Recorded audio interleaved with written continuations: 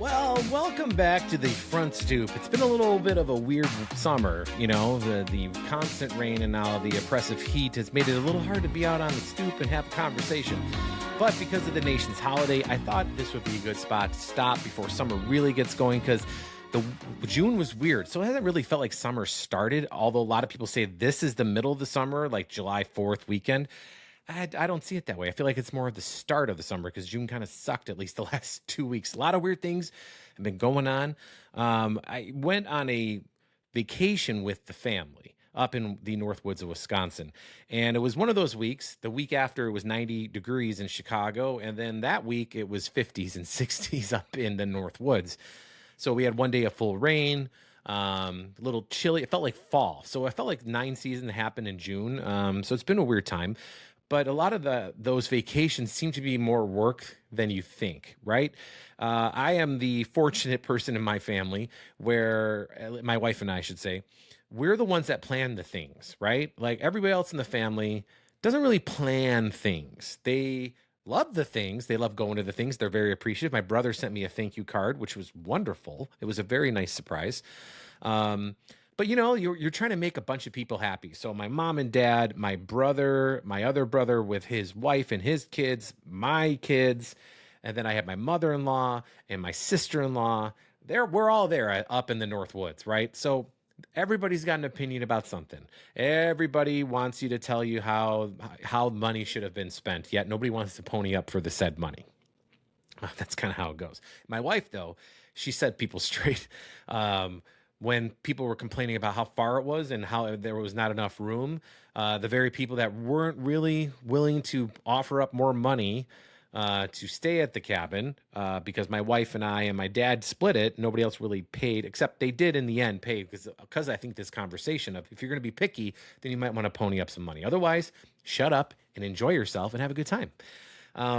But, as I'm going through that, and then, work was insane up until that point with the Obama Center opening up. I spent a lot of time in Woodlawn, in the Chicago neighborhood, Woodlawn, community area neighborhood, Woodlawn and West Woodlawn. Woodlawn, man, I can do a whole entire front stoop on that neighborhood alone. There's so much history on that. And I'll give you one brief, quick story about that, just because I think it's worth repeating, because it kind of gives you an idea of what Woodlawn was like. So if you've never been, it's Woodlawn is right where the Obama Center is. That's kind of East Woodlawn, where Jackson Park is part of Woodlawn. It goes all the way to the lakefront right there. And that's 63rd Street. That's like South Jackson Park-ish. It kind of runs into Jackson Park. But 63rd, a little bit north of that, all the way to like King Drive, Cottage Grove, and 63rd is like the main intersection of Woodlawn. And historically, well, I shouldn't say historically, since probably like the 1960s, it's been a predominantly black neighborhood. And since probably 80s, it's been a neighborhood that it needs a little help. A lot of things have gone on in that neighborhood that have kept it from being what it used to be. And when I tell you what it used to be, it either pisses you off or you're indifferent because you don't care about history or you want to do something about it. And this neighborhood back in its day, like if you go, like, how record store day, they have all these releases that come out, right? They have all these different special pressings and whatnot.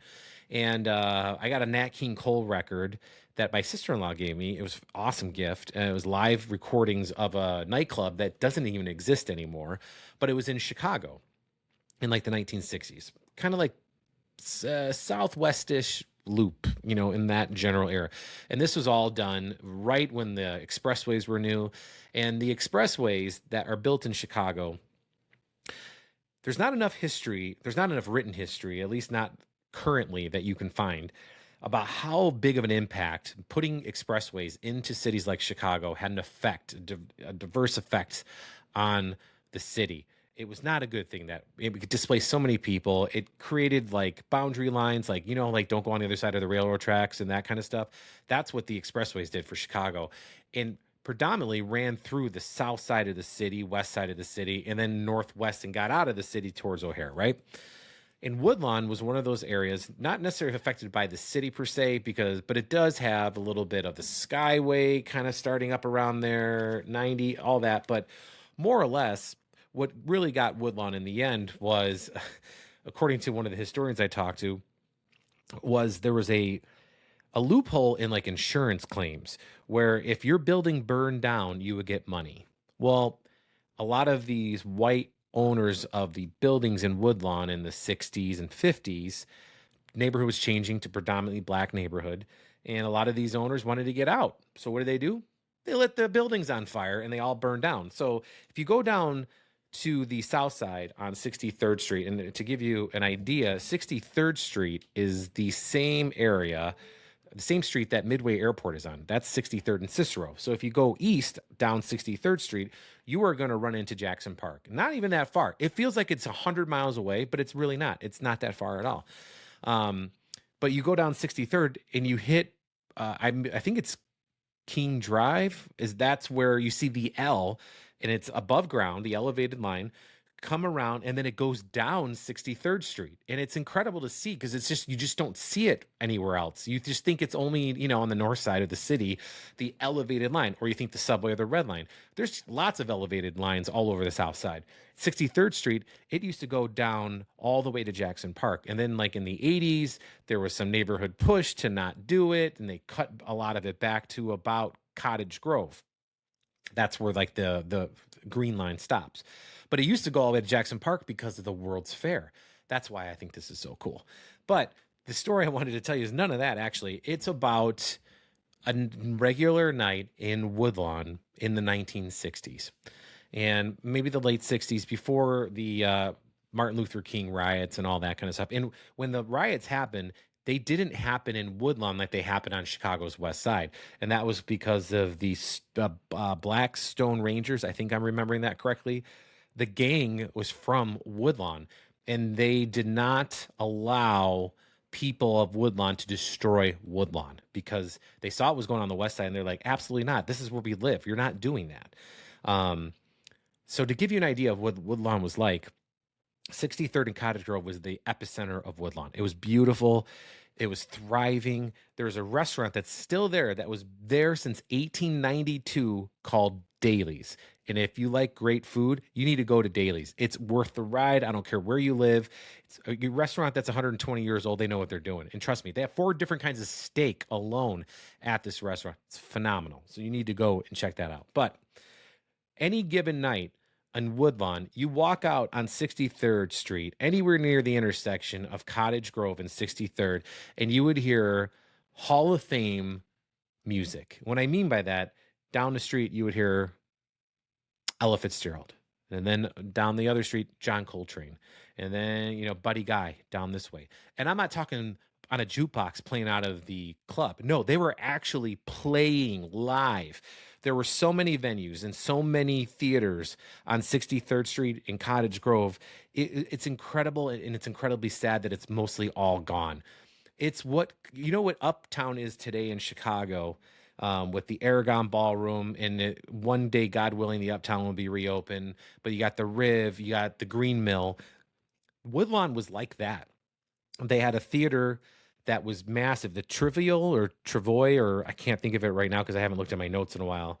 But that theater was by the same architects that did the Uptown Theater, and it's right smack dab on Cottage Grove, just a little bit south of 63rd Street. Now it's like a pharmacy, a Walgreens or something like that. But then there was a Cinderella Ballroom that is still there, and that is down the street. And then you have the hotel, which was this beautiful hotel, and it had a jazz lounge, which a lot of people say was kind of like the Green Mill of the South Side. And then up the street, you had a big, huge, the Pershing Hotel, other hotels that had massive ballrooms, kind of like the Aragon Ballroom on the north side. You had a version of that on the south side. So you would walk out and you would hear this incredible jazz music. And, for a long time, I'd ask my grandma and grandpa when I moved to the city, or my grandma, like, did you ever go here? Did you ever go there? And she'd always go, no. And I was like, but why didn't you go to the Aragon? Because they're from the south side. It's because they would go to these clubs. I just didn't know because they've been gone for 50 years. You don't know about them. But the south side of Chicago, man, the music, the live music, it was like something this city has never seen since. We're trying. It's scattered throughout, but that collection of music and the culture, there's so much. A Raisin in the Sun, the woman that wrote that, she lived in Woodlawn. Emmett Till lived in Woodlawn. There's so much history and there's so much to remember and to preserve. The 1893 World's Fair, Woodlawn. It goes on and on and on. Do yourself a favor, go down there and check it out, because I would love for you to do that, just because it is an outstanding place. The Obama Presidential Center is a marvel to see. It's cool. Whether you're not liked President Trump or not, or President Trump, wow, there's a slip, Obama or not, it's a really cool thing. It's first of its kind as far as a presidential library center. And it's in an area of the city that's got a lot of great history, a lot of that people don't know. So I did a couple stories, and it's on CBS Chicago's website and YouTube channel called For the Love of Chicago, Woodlawn, For the Love of Chicago, Jackson Park, For the Love of Chicago, Midway Plaisance, which was the Midway was used during the World's Fair, to give you a lot of that history. So it's very cool. But it's 4th of July this week, and it's weird to feel guilty for loving your country, but I catch myself that way lately. I just did an interview with, a musician who's down in Atlanta, and I was like, "Oh, I'm just getting ready for the weekend." And he's like, "Ugh, how are you getting ready?" Like, he didn't mean anything by it other than it's so polarizing to talk about our nation's birth, 250 years of America. And I think that's definitely something we should be proud of, whether or not you like the president or you don't like the president. We're still a country that's pretty great. And I feel like lately everybody just shits all over the country because of what is going on in Washington. And there's a lot of folks that don't like what's going on in Washington. I'm not here to be political at all. You decide what you want to decide. You see what's going on in the world. And if you think it's okay, well, then that's what you think. But I can separate the two, and I have, because I feel like celebrating 250 years of our country. Somebody said, or the same gentleman said, it's 3 80-year-olds. That's how old our country is. It's not very old. It's 3 generations old. Like, if you think about it, if you count generations as 80, you know what I mean? Because that's not that long ago. And I was telling him I was knee deep into an Abraham Lincoln documentary, because I just want to know more about Abraham Lincoln. I know he grew up in Indiana, but he was a politician in Springfield and got elected as president while living in Springfield and doing all those things.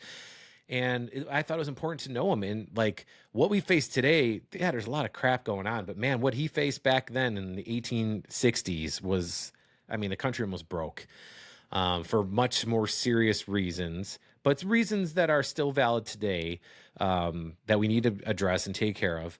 But it was much more dire, and we persevered.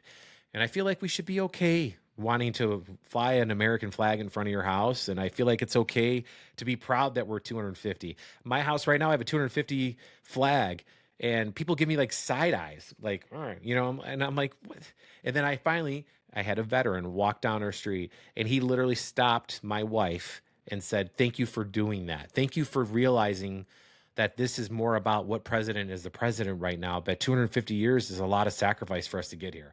And that's why I fly it. My grandfather, World War II veteran, my dad was in the Air Force. My uncle fought in Vietnam. Everybody's grandfather was in World War II, or grandmother, doing things for the war effort. We sacrificed a lot, but if you think about the Civil War, which was the bloodiest war in American history, lost the most Americans in that war. That they sacrificed everything, man. They sacrificed us to be free, all of us. And that's my opinion. That's what it should be. We are all men and women created equal. And that's how we should live our lives. And I'm really proud of our country. I'm proud that we bounce back. I'm proud that we argue, and I'm proud that we fight with each other, because in the end, we fight because we believe we're right. And historically, we fight and we get to a resolution we all can live with, for the most part. And right now, it's one of those polarizing times. But you know what? Don't lose sight that 250 years is a pretty cool thing, and enjoy it. And recognize that people did fight for the hot dog and apple pie and Chevrolet that you get to drive and eat and enjoy. And remember that Budweiser beer is not even owned by an American company. I'm just saying. I think it's an African brewing company now. But either way, I digress. Go buy a 312. Although that's also owned by Budweiser now too. So maybe go, I don't know, go have a Revolution, which seems appropriate. Revolution beer on the nation's birth seems about right. So I might just take my own advice and do that. But I figured I'd come out and just wish everybody a happy 4th of July. And I hope it is a wonderful July for everybody. Barbecue, family, friends. Remembering why we love our country and remembering why we love each other. So there you go. Front Stoop. Enjoy yourself. Have a safe and great holiday weekend, everybody.